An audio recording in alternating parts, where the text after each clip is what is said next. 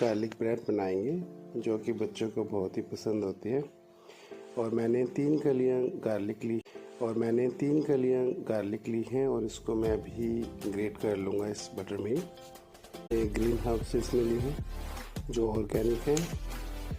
और उसके बाद मैंने इसमें पेरी पेरी हर्ब्स डाला है जो बहुत ही स्वाद के अनुसार बहुत अच्छा है।